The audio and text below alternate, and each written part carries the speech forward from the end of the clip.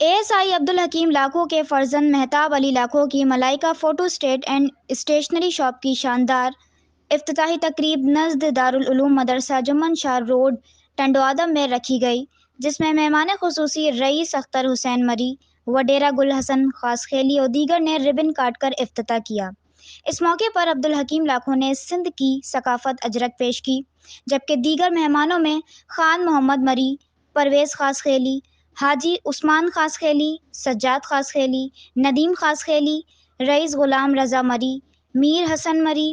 رئیس اریب مری، نور مری، ربانی مری، حفیظ لاکھو، راشد لاکھو، آصف لاکھو، فرحان لاکھو، علی رضا پنور، زاہد رانجانی، صباب علی ڈیرو، سردار علی ڈیرو، رانا محمد علی، الطاف ملوکھانی، آصف ملوکھانی، واجد قریشی اور دیپک کمار نے تقریب میں خصوصی شرکت کی۔ اس کے علاوہ دوست و احباب نے بھی بڑی تعداد میں شرکت کی۔